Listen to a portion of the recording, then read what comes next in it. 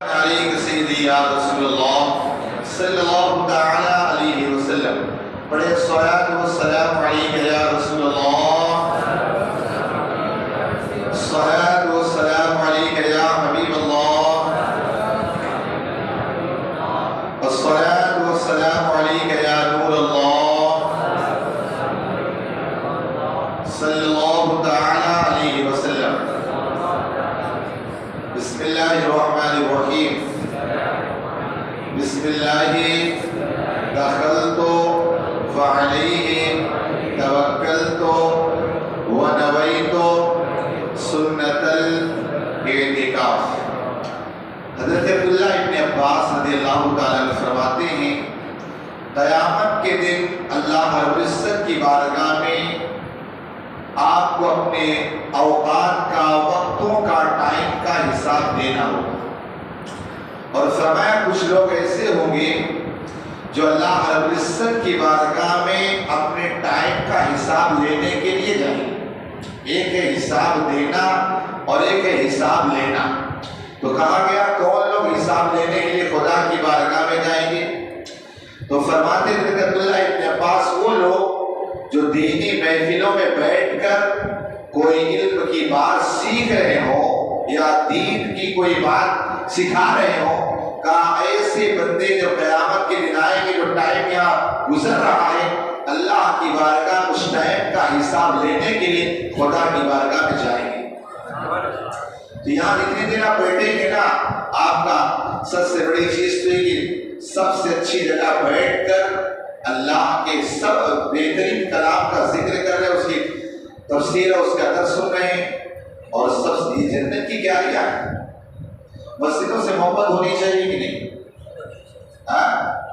آپ کو بتائیں یہ مسجدیں جو ہے نا کل قیامت کے دن کشتی کی شکل میں آئیں گی اور اپنے اوپر بیٹھا کر کے میدان محشر سے گزار کر جنت میں لے جائیں گی. پوچھا گیا یا رسول اللہ ہو گئے ہم کون لوگ ہوں گے؟ کہا وہ لوگ ہوں گے جن کا دل مسجد پہ لگا رہتا ہے. سمجھے بات نہیں؟ یہاں یہ نہ ہو کہ درس پہ بیٹھو یار کب ختم کریں گے، چلو یار جتنی دیر پہلا فائدہ کہ خدا کی بارگاہ آپ حساب لینے جاؤ. اور کچھ لوگ فالتو ٹائم میں ادھر ادھر ویسٹ کرتے ہیں کہ کم سے کم بیٹھے. یہ محفل ہے جس کو میرے آقا نے پسند فرمائی. بہرحال سورہ حجرات کی تفسیر آپ حضرات سماعت کر رہے تھے.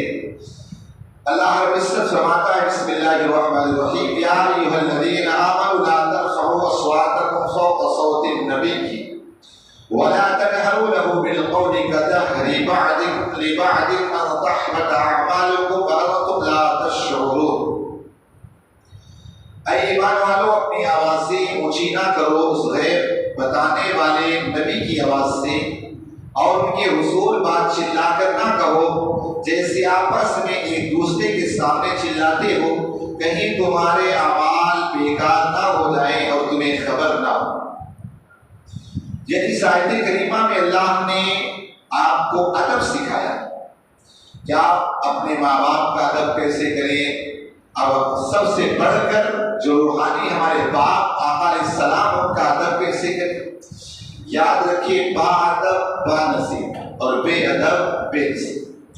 انسان جتنا مؤدب ہوگا اتنا ہی اللہ کی بارگاہ میں اسے انعام ملے گا. اسے ابھی مطالعہ کر رہا تھا تفسیر روح البیان کے اندر یہ بات لکھی تھی کہ پہلے زمانے میں اگر کوئی شخص اپنے بڑے سے آگے چلتا تھا تو اللہ تعالیٰ اسے زمین میں دھسا دیتا تھا.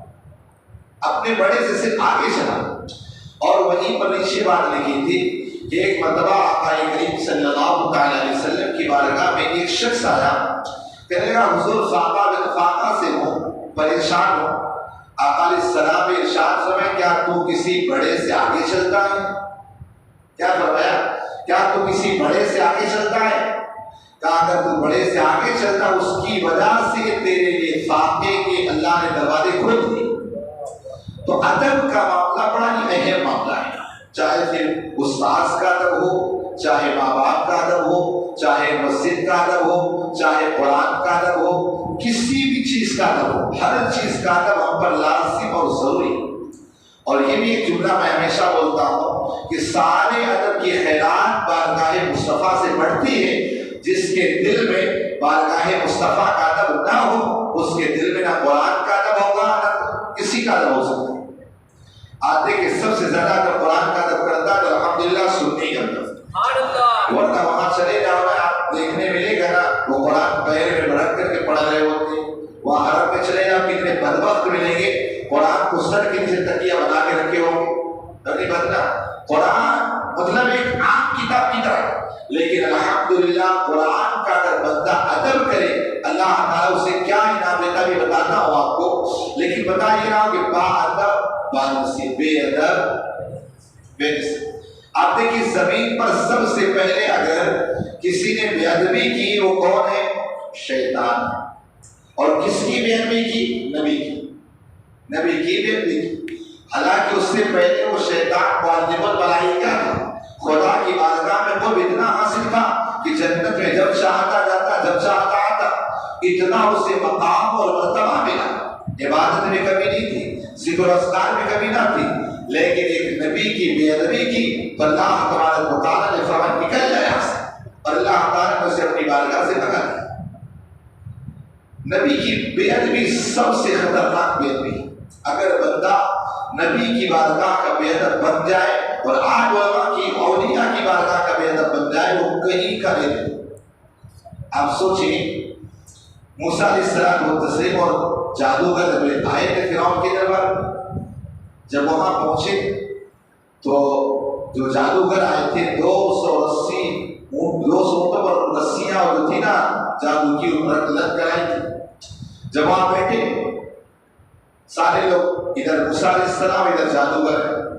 اب جادوگر جو تھے نا جب فرعون نے کہا کہ چلو اپنا جادو دکھاؤ، تو جادوگروں نے کہا قالوا یا موسیٰ اما تلقی و اما تکون اول من القی، اے موسیٰ پہلے جادو آپ دکھاؤ کہ ہم دکھائیں۔ صرف نبی کا ادب، حالانکہ اس وقت نبی کے اعتبار سے بھی ادب نہ کیا، صرف حضرت موسیٰ علیہ السلام کا ادب کیا تو اللہ تعالیٰ نے سارے جادوگروں کو ایمان کی دولت نصیب فرمائی۔ صرف ادب کی بنیاد، ادب کی بنیاد پر اللہ تعالیٰ نے سارے لوگوں کو ایمان کی دولت نصیب کر دی۔ اب جیسے سب ایمان لائے تو فرعون کہنے لگا اچھا تو آپ لوگوں کی سیٹنگ تھی، پہلے سے فکس کر کے معاملہ کر کے آئے تھے، تو کہا لأقطعن أرجلكم وأيديكم من خلاف ولأصلبنكم في جذوع النخل۔ سمجھے نا کیا میں ضرور تمہارے ہاتھ اور پیروں کو کاٹ دوں گا، ہاتھ اور پیر کو کاٹ ڈالوں۔ ظاہر سی بات ہے تم لوگ ہم لوگ نہ جانے کب سے کلمہ پڑھ رہے ہیں، داڑیاں سفید ہوگی لیکن کہیں ایسی بات آ جائے تو کلمہ چھپا لیتے ہیں، یار ابھی حالات ایسے نہیں، کیا کرے یار حالات ایسے آ جاتے ہیں۔ سمجھے حالات کا رونا بہت روتے ہیں، یار ابھی حالات نہیں۔ گزشتہ دن درس دیا تو فون آنے لگے، بولے آپ نے ایسا کیوں بول دیا؟ بولے میرے حالات اچھے، حالات یہ دکھی درد، حالانکہ نہ کسی کا نام لیا نہ کچھ بھی کیا، پتہ نہیں کہاں سے پیٹ میں درد ہوتا ہے۔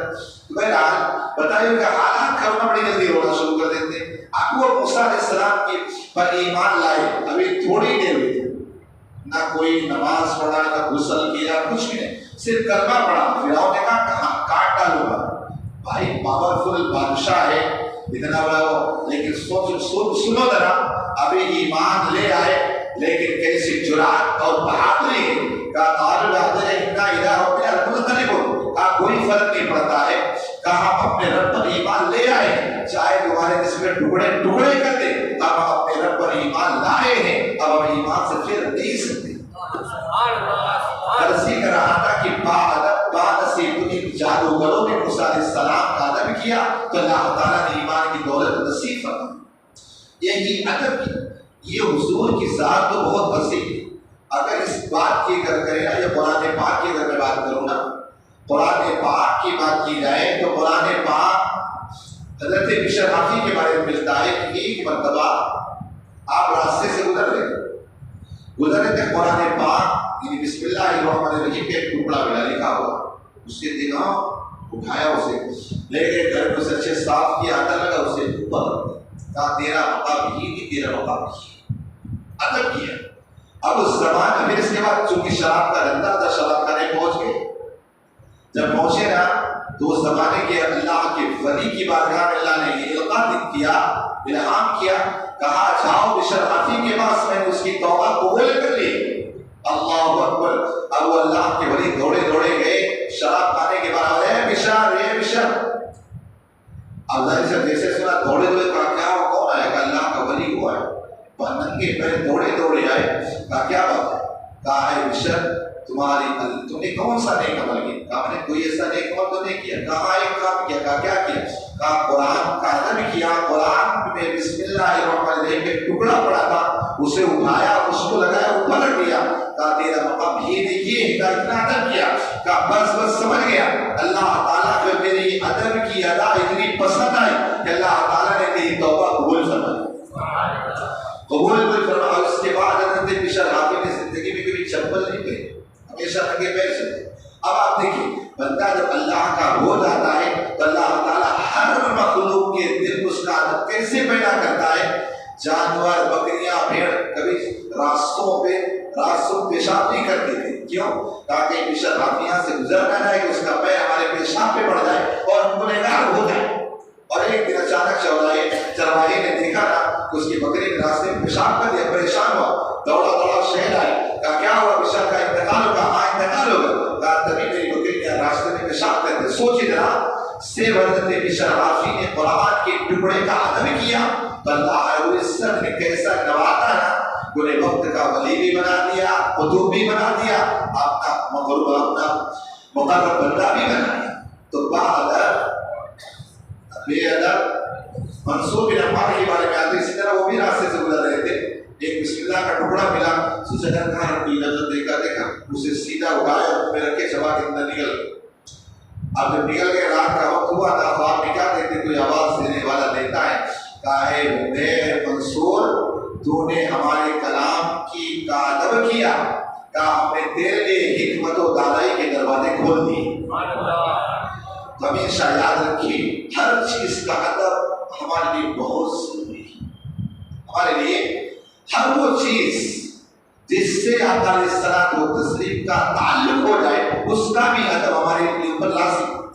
چاہے حضور کا ہو, صحابہ کا ہو, اہل بیت کا ہو, حضور کی اولاد کا ہو, سب کا ادب ہم پر لازم اور ضروری ہے. آپ کو بتاؤں امام ربانی مجدد الفسانی علیہ رحمہ فرماتے ہیں کہ ایک مرتبہ بخارا شہر کے اندر تیمور لنگ یہ بڑا بادشاہ تھا, شیعہ تھا. تیمور لنگ بادشاہ جو تھا نا وہ راستے سے گزر رہا تھا. دیکھا وہاں پر شہر کے اندر بخارا شہر کے اندر دھول آ رہی, دھول اڑ کے آ رہی. پوچھنے لگا یہ دھول کہاں سے اڑ کے آ رہی. کسی نے بتایا, کہا یہاں پر جو حضرت بہاؤالدین نقشبندی سلسلہ نقشبندیہ کے بہت بڑے بزرگ ہیں, ان کی خانقاہوں کی جو چٹائی ہے نا وہ چٹائی کو جھاڑا جا رہا تھا, اسی کے دھول کا تو غبار اسی کے دھول آ رہی. ابھی وہیں پہ کھڑا ہو گیا تیمور لنگ. جب کھڑا ہو گیا نا تو آرام کے ساتھ اپنے منہ کھولا, یعنی اس گرد کو اپنے اندر لے رہا, گرد کو کبھی اپنے اندر لے رہا. مجدد الفسانی امام ربانی رحمۃ اللہ تعالی علیہ فرماتے ہیں تیمور مرد و ایمان برد. فرمایا تیمور مر گیا لیکن ایمان نہیں گیا. خاشیانہ کہا صرف اس ادب کی وجہ سے, اس گرد و غبار کے ادب کی وجہ سے کہا اللہ تبارک و تعالیٰ نے مرنے سے پہلے تیمور لنگ کو ایمان کی دولت نصیب فرما دی. تو جو بھی آپ نے ادب کرے گا وہ پائے گا. جو بھی جیسے آپ دیکھیں غوث اعظم رضی اللہ عنہ کے زمانے طالب علم ایک سنے کہ کوئی بزرگ آئے ہوئے, کوئی 3 شخص غوث اعظم اور 2 بندے اور کے ساتھ میں آپ کے ساتھ کہنے لگے چلو وہ اللہ کے ولی سے مل گیا. تو راستے میں ایک نے کہا کہ میں آج ایسا سوال اس بندے سے کروں گا نا, کہا میرے سوال کا جواب نہیں دے پائے. دوسرے نے کہا میں آج دیکھتا ہوں سوال کروں گا کیا ہوتا ہے, جواب دیتے کہ نہیں, کیا دیکھتا ہوں. غوث اعظم نے فرمایا کہ نہیں میں کوئی سوال نہیں کروں گا, میں تو جاؤں گا اس کے مدد سے بیٹھوں گا, ان کی بارگاہ سے فیض لوں گا, چلا ہوں گا. اب یہ تینوں شخص پہنچے اس اللہ کے ولی کی بارگاہ میں. جیسے ہی پہنچے تینوں لوگ, جو پہلا بندہ جو تھا نا اس کو دیکھا, غوث اعظم نے کہا یہ بندہ کفر کی حالت میں پڑے گا. کچھ پوچھا نہیں, کچھ نہیں, بس دیکھا کہ یہ بندہ کفر کی حالت میں پڑے گا. دوسرا تھا کہ یہ بندہ جو ہے نا گمراہ ہو کے پڑے گا. اور تیسرا جو تھا غوث اعظم نے کہا یہ بندہ ایسا ہے نا یہ اپنے وقت کا ولی اللہ بنے گا, یہ اپنے وقت کا قطب بنے گا. اور پھر دنیا نے دیکھا بھی نا، جو پہلا کہنا سوال کروں گا نا، وہ ایک نصرانی عورت پر فدا، وہ بھی عالم تھا، نصرانی عورت پر فدا ہو گیا. اس نصرانی عورت نے کہا تم نصرانی بن جاؤ تو میں شادی کرو گی، وہ نصرانی بن گیا اور اسی کی محبت میں مر گیا حالت کفر میں. دوسرا والا وہ دنیا دار بن گیا اور پھر وقت نے دیکھا کہ غوث اعظم رضی اللہ تعالیٰ کے زمانے کے ایسے ولی اور ایسے قطب بنتے یہ پھر کہتے قدم ہادی علی رب کل ولی اللہ، کہ میرا یہ قدم ہر ولی اللہ کی گردنوں پر، میرا بعد کیا ہو یہ پڑھ لے گا جو مجھے بات سنا دے اللہم صلی علی سیدنا محمد علیہ وسلم وسلم علیہ الصلوۃ والسلام علیہ سیدی یا رسول اللہ صلی اللہ علیہ وسلم. آ رہا ہوں میں ٹاپک سے جلدی ہٹنے کی کوشش نہیں کرتا ہوں، آپ ایسا بس سمجھیے گا. بہرحال اس میں ادب ہی سکھایا گیا. اب آپ حضور کی بارگاہ میں چلیں. آگے آپ سے سوال کرتے ہیں نا یار یہ ہاتھ باندھ کے کھڑے ہو جاتے سلام پڑھنا کیا صحابہ نے پڑھا؟ کیا صحابہ نے پڑھا؟ کیا اس طرح انہوں نے کیا، اس طرح انہوں نے کیا؟ یہ سارے اعتراضات کرتے ہیں. کہیں قرآن میں آیا، کہیں حدیث میں آیا. یاد رکھنا جب انسان اگر کسی کا ادب کرتا ہے نا اسے قرآن و حدیث سے دلیل کی ضرورت نہیں. سمجھے نا؟ اگر آپ اپنے باپ کا پیر دھلا دیں، اپنے ماں کا پیر دھلا دیں، میں پوچھوں کہ بھائی قرآن میں اور حدیث میں کہاں لکھا، کہاں ثابت کرو گے؟ لیکن کوئی حرام ناجائز نہیں کہہ سکتا. کیوں؟ اس کے خلاف کوئی آپ کے پاس دلیل بھی نہیں. آپ کو بتاؤ ایک صحابی تھے، وہ ہمیشہ حضور صلی اللہ علیہ وسلم کے کجاوے کو کسا کرتے تھے. ہمیشہ حضور صلی اللہ علیہ وسلم کے کجاوے کو کسا کرتے تھے، یعنی جو اونٹنی پر کجاوا رکھا جاتا تھا وہ کسا کرتے تھے. جب اس اونٹنی کے کجاوے کو کسا کرتے تو ایک دن ایسا ہوا، راستے میں تھے، اب رات کا وقت تھا، آپ کو احترام ہو گیا اور اس کے بعد صبح علیہ السلام کو تشریف میں لے جانا تھا. تو انہوں نے ایک صحابی کی ڈیوٹی لگا، کیونکہ سخت سردی بھی تھی اور اتنی سردی تھی اور اتنا جانتے ہو عرب کا وہ ریتیلا میدان جہاں رات کے وقت میں ٹھنڈی بڑی ٹھنڈی پڑتی، اگر وہ نہاتے نا تو قریب تک بھی بڑھ جاتا، اتنی زیادہ ٹھنڈ تھی. تو انہوں نے دوسرے صحابی کہا کہ حضور صلی اللہ علیہ وسلم کو صبح جانا ہوگا لہذا آپ کجاوے کس دیں. وہ دوسرے صحابی گئے اور جا کر کے کجاوے کو کس دیا. جب کجاوے کو کسی آقا علیہ السلام اس پر جیسے سوار ہوئے، آقا علیہ السلام نے فرمایا کجاوا کس نے کسا ہے، کجاوا کس نے کسا ہے؟ آقا علیہ السلام نے اس صحابی کو بلایا اور نام ہے کچھ صحابی کا نام ہے تو بلایا، انہیں کہا کہ آپ نے آج کجاوا نہیں کسا ہے؟ عرض کرتے یا رسول اللہ صلی اللہ علیہ وسلم در حقیقت بات یہ ہے کہ آج رات کو مجھے اطلاع ہو گیا تھا، نائٹ فال ہو گیا تھا اور میں اس کی وجہ سے میں نے آج کجاوا نہیں کسا ہے. یا رسول اللہ صلی اللہ علیہ وسلم جب سے آپ نے ڈیوٹی لگائی ہے آج تک کبھی بھی میں نے بغیر وضو کے آپ کے کجاوے کو نہیں چھوا، بغیر وضو کے میں نے کبھی آپ کے کجاوے کو چھوا ہی نہیں. اب آپ سوچیں کہ قرآن میں لکھا ہے، حدیث میں لکھا ہے، ارے بغیر وضو کے آپ اگر چاہیں تو قرآن پڑھ سکتے ہیں، چھو نہیں سکتے الگ بات ہے لیکن پڑھ سکتے ہیں. یہ کہاں لکھا ہوا ہے؟ لکھا عشق کی کتاب میں لکھا ہے، صحابہ نے ادب کر کے بتا دیا، کہا جس کا تعلق حضور سے ہو جائے پھر محبت کا تقاضا یہ ہے کہ اس چیز کو بغیر وضو کے بھی نہیں ہاتھ لگائے. تو اگر وہ صحابہ کرام تھے، آپ دیکھیں صحابہ کرام کیسا تھا. حضور صلی اللہ علیہ وسلم آپ جب وضو فرماتے آپ کے وضو کے پانی کے قطرہ زمین پہ نہیں گرتے، فوراً ہاتھ میں لے لیتے، صحابہ کرام چہرے پہ پڑھ لیتے. یہ تھا ادب کا تقاضا. اسی طرح صلح حدیبیہ کے موقع پر جب عرب کے کافروں نے حضرت عروہ بن مسعود رضی اللہ تعالیٰ عنہ کو یہاں سے سفیر بنا کر حضور کی بارگاہ میں بھیجا، کہا جاؤ جا کر صلح حدیبیہ میں پہنچے، کہ جا کر صلح کراؤ. صلح حدیبیہ کرتے حضور کی بارگاہ میں جا کے بیٹھ گئے عروہ بن مسعود. عربوں کی عادت ہے جب کوئی بات منوانا ہوتا ہے کبھی کہتے ہیں ارے یار ہوتا ہے نا، کبھی ایک طریقہ ہوتا، تو عربوں کا ایک طریقہ تھا کوئی بات منوانا ہونا تو یہاں اس طرح کرتے ہیں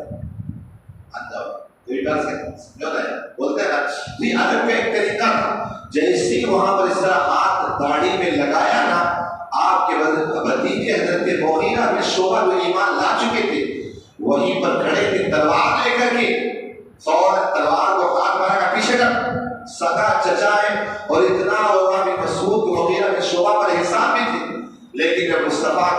بات آ جائے سارے رشتے ایک طرف، رشتے محبت ایک طرف، کہا پیچھے کر، کہا بھی تیرا ہاتھ ناپاک ہے، کہا تیرا ہاتھ اس لائق نہیں ہے کہ آقا علیہ السلام کی وہ مبارک آپ کے رشتے مبارک کو ہاتھ لگا سکے۔ یہ تھا صحابہ کرام کا عادت۔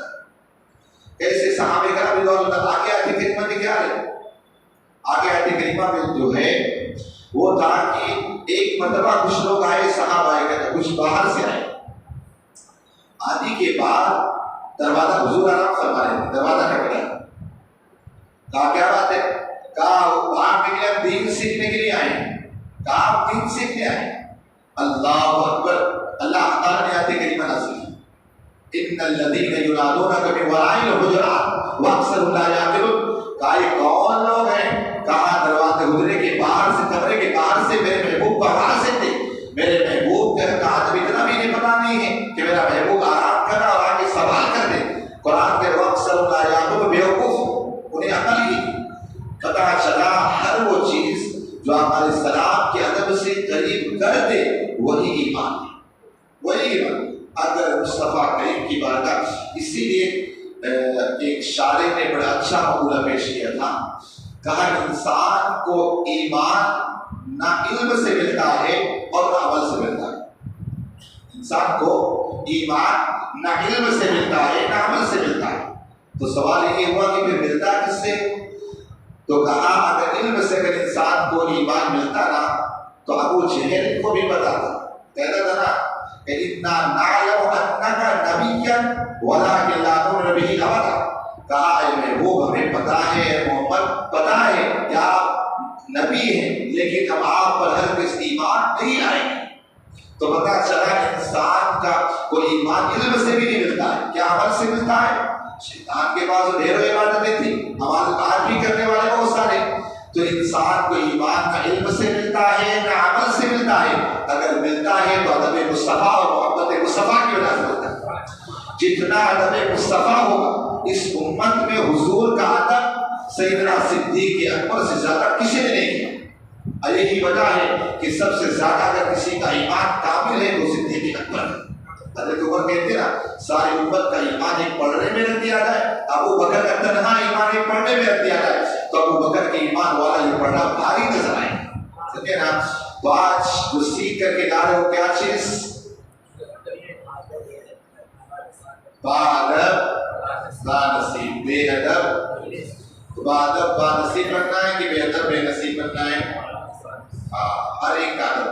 آپ کے آیت کریمہ میں ہے کہ آقا علیہ الصلوۃ والتسلیم کی بارگاہ میں ذرہ پڑا، اس سے بیٹھے نا اونچی آواز میں بھی، آواز میں اگر کوئی صحابی بات کر لے یہ بھی اللہ کو پسند نہیں، کل انشاءاللہ سنیں گے۔ اللہم صلی علی سیدنا محمد وسلم، صلی اللہ علیہ وسلم علیہ سیدی یا رسول اللہ صلی اللہ علیہ وسلم۔ اللہم ارزقنا علما نافعا وقلبا خاشعا ورزقا حلالا طیبا۔ قال الله تبارك وتعالى في شان حبيبه الكريم إن الله وملائكته يصلون على النبي يا أيها الذين آمنوا صلوا عليه وسلموا تسليما اللهم صل على سيدنا محمد وسلم صلوا عليه الصلاة والسلام عليك سيدي يا رسول الله صلى الله عليه وسلم ووفقنا إلى الله إن الله بصير بالعباد